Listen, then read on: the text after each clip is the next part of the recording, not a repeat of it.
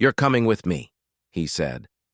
The words were not a question, not an offer, but a statement of fact, as solid and unyielding as the granite bluffs that cut across the horizon.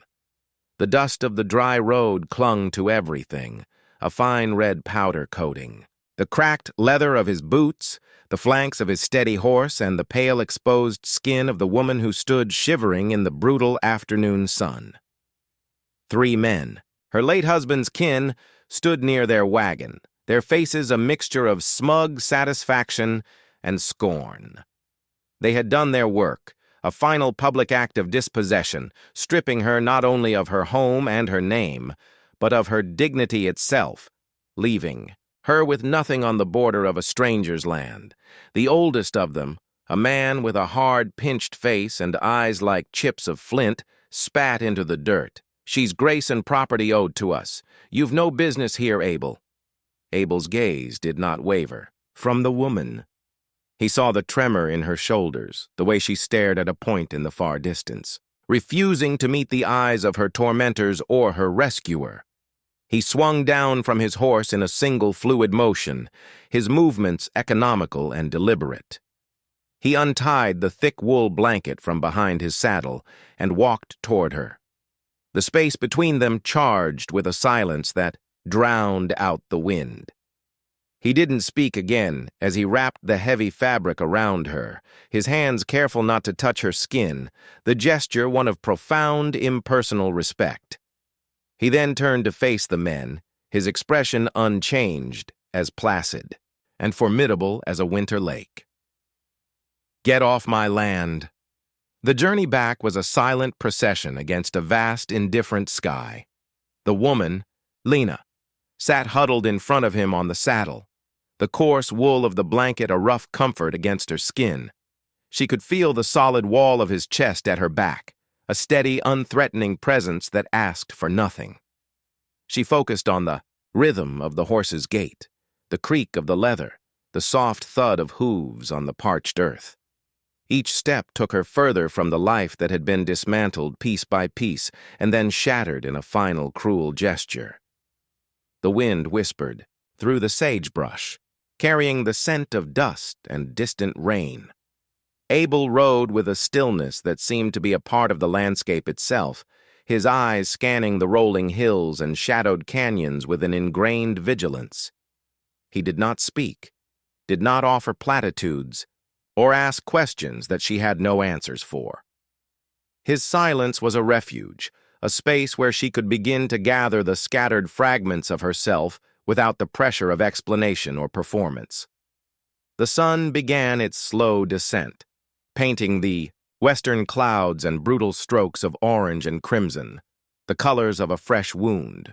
The light caught the sharp lines of his face, revealing a map of sun and hardship etched around his eyes.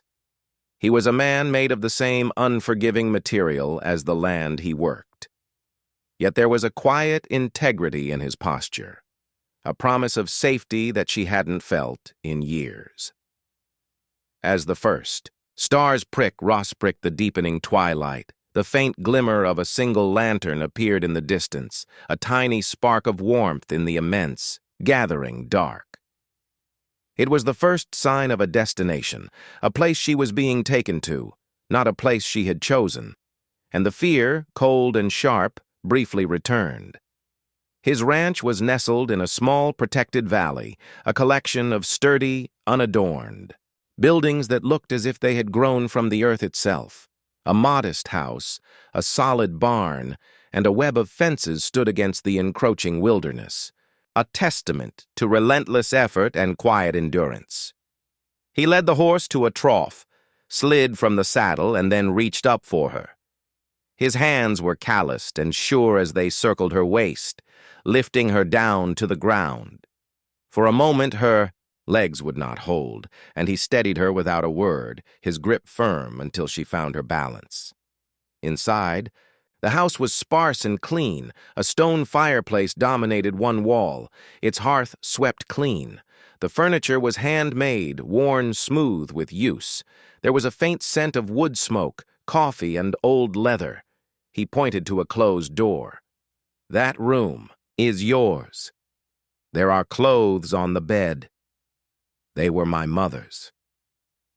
He moved to the stove, his actions practical, his focus already on the next necessary task. He lit a fire, the crackle and flare of the kindling filling the quiet room with a sudden, welcome life. Lena went into the room and saw a simple cotton dress and a worn shift laid out on the quilt of a narrow bed. They were clean and smelled of lye soap and sunshine. She shed the heavy blanket, the last remnant of her humiliation, and dressed in the borrowed clothes. They hung loosely on her frame, but they were a shield, a beginning. When she emerged, he had 2 plates of beans and bacon on the simple wooden table. They ate in silence. The only sounds, the scrape of forks on tin plates and the soft sigh of the fire. She watched him, this quiet, severe man who had intervened with the force of a natural law. He ate with the same focused intention he applied to everything, his gaze directed at his plate. He asked nothing of her, not even her name. It was a mercy she hadn't known she needed. The first days passed in a slow, silent rhythm dictated by the sun and the needs of the land.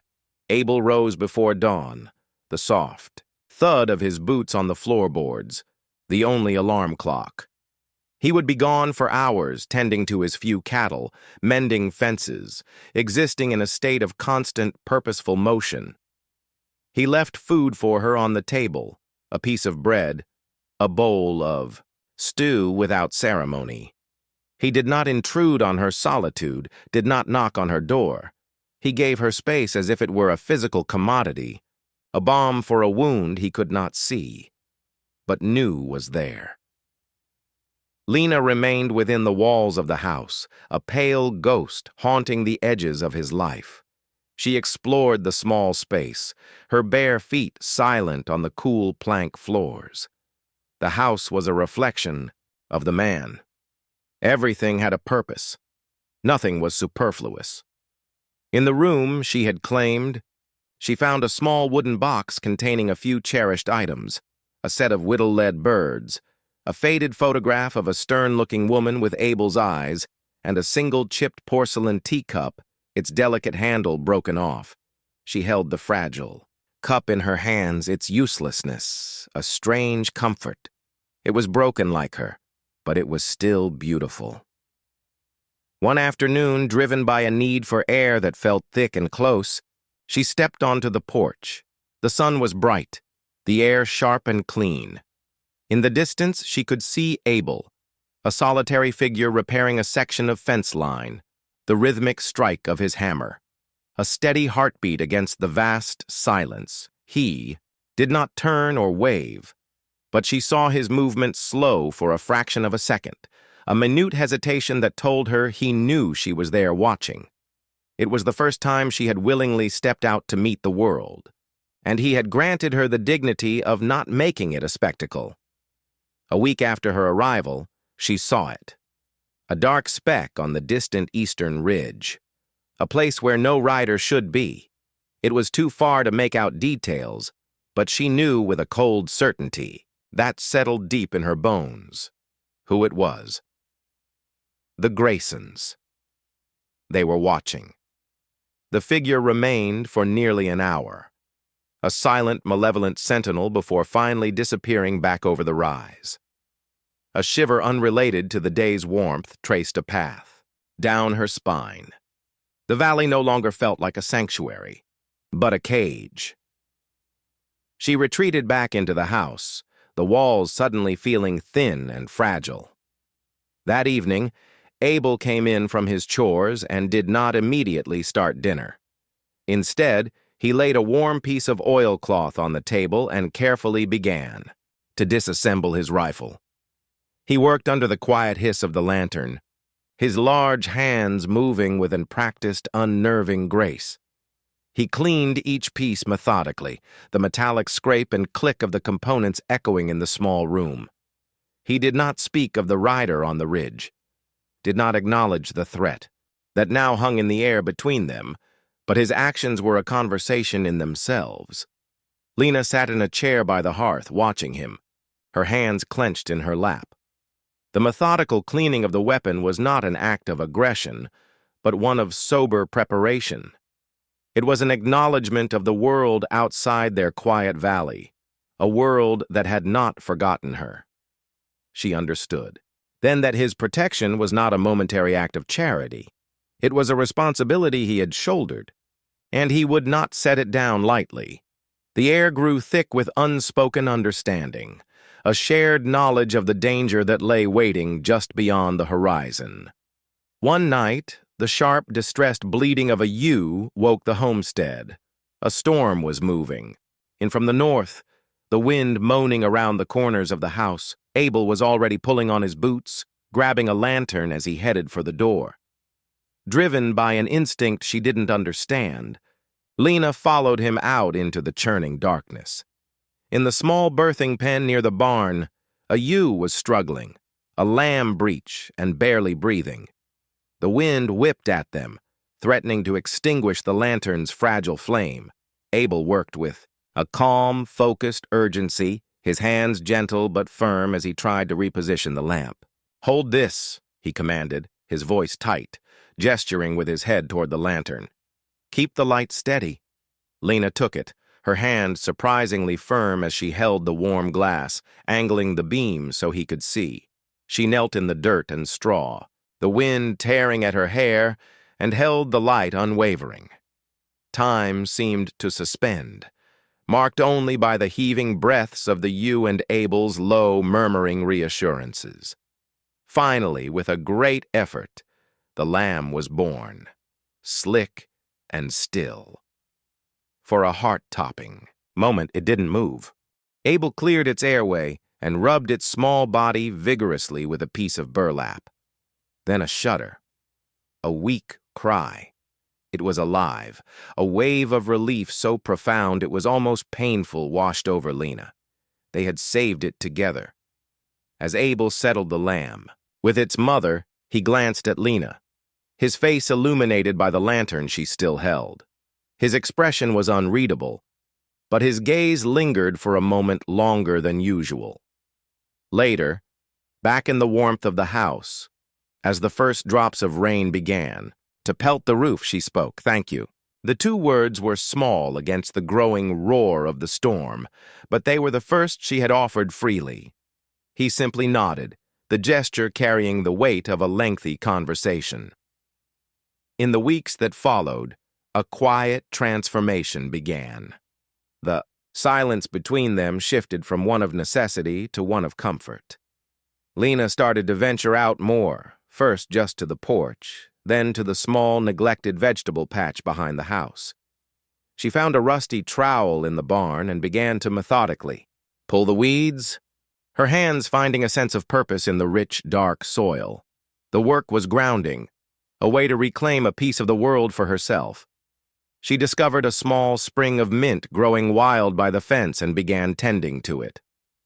One afternoon, Abel came back to find a glass of cool mint water waiting for him on the porch rail. He stopped, looked at the glass, then at her where she sat on the steps. He picked it up and drank it all, his nod of thanks, all the communication that was needed. She began to take on small tasks around the house, mending a tear in his work shirt with neat, precise stitches, sweeping the floors until they shone. These were not acts of servitude, but acts of partnership, of creating a shared existence. One evening, as they sat by the fire, she finally told him. Her voice was low and even, a recitation of facts rather than a plea for sympathy. She spoke of her husband, a kind but weak man, and his death from a fever. She spoke of how his family, the Graysons, saw her as nothing more than a failed investment. Another mouth to feed, a woman who had produced no heir. They had taken the farm, the livestock, and when they had decided to finally cast her out, they took her clothes as a final bitter lesson in ownership. Abel listened without interruption, his hands resting on his knees, his gaze fixed on the dancing flames. The only sign of his reaction was a muscle that clenched and unclenched in his jaw, a small, hard knot of controlled fury. When she finished, a profound quiet settled over the room, but it was a quiet of shared knowledge of a burden finally set down and witnessed. The sky had been a bruised purple all day, the air heavy and electric with a coming storm. The cattle were restless, looing nervously in the pasture. Abel was reinforcing the barn door when he saw them. 3 riders cresting the familiar eastern ridge, no longer distant specks, but clear and resolute figures moving with grim purpose. He straightened up, wiping his hands on his trousers, his face a mask of stone. He walked to the house, his stride unhurried. Lena was on the porch, her hands gripping the railing, her knuckles white. She had seen them too. "Go inside," he said, his voice quiet but absolute. She hesitated, her eyes wide with a familiar terror. "Go inside," he repeated, softer this time, but with an edge that brooked no argument.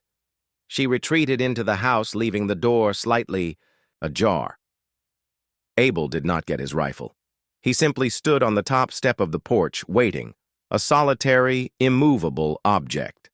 The 3 Grayson men rode into the yard, their horses kicking up dust. The father, flanked by his 2 brutish sons, pulled his mount to a halt. "We've come for what's ours, Abel." The old man sneered, his voice thin and cruel. "The woman, send her out." Abel's gaze was steady. "She's not yours."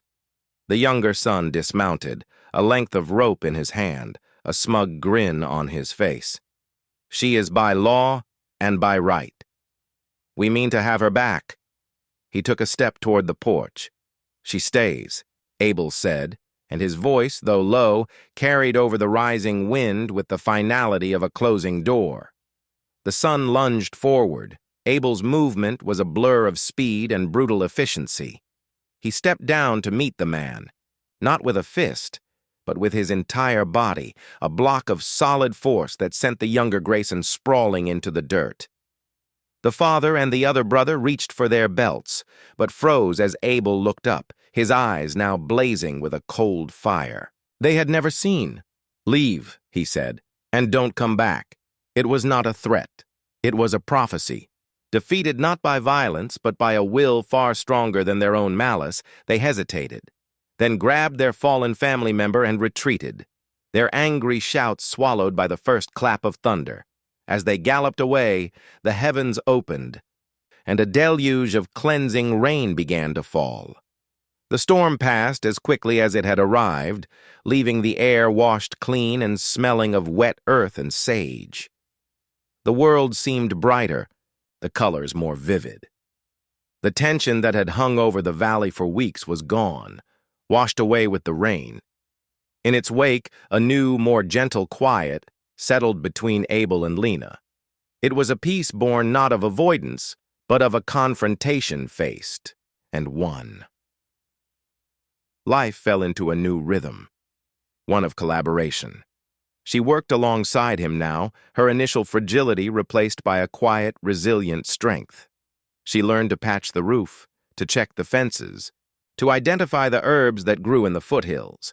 He in turn began to soften in small ways. He would leave a wild flower on the table for her in the mornings, or point out the hawk that circled high above the valley. Words were still sparse between them, but they were no longer as necessary.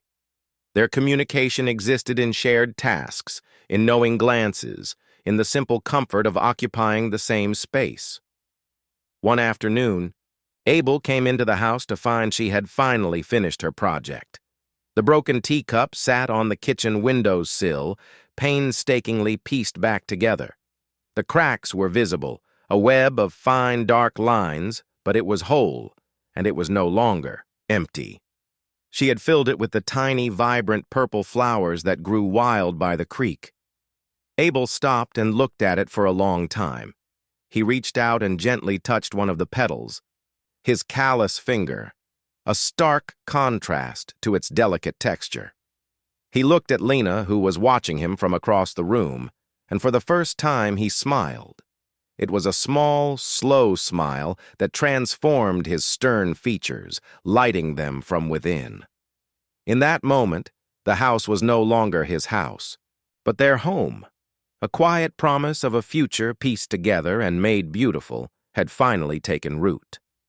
The seasons turned, wrapping the small valley in the gold of autumn and the stark white of winter, before yielding again to the tender green of spring. Abel and Lena built a life, their story told not in grand declarations, but in the steady accumulation of quiet moments. It was a life of shared labor and mutual respect, a silent testament to the idea that healing can be found in the solid ground beneath one's feet and in the steady presence of another. Their sanctuary, won through a moment of defiance and built with patient hands, remained untouched by the outside world.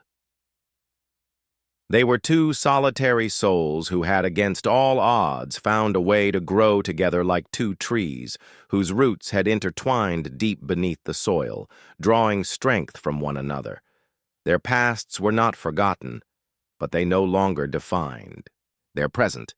The scars remained, like the delicate lines on the mended teacup, a reminder not of the breaking, but of the strength it took to become whole again. On a clear spring morning, as they stood together on the porch, watching the sun rise over the eastern ridge, the same ridge where a threat had once appeared, a sense of profound peace settled over them. They had built more than a ranch. They had built a world. I wonder what you were thinking watching a story like that. Maybe you were focused on the injustice, on the cruelty people are capable of.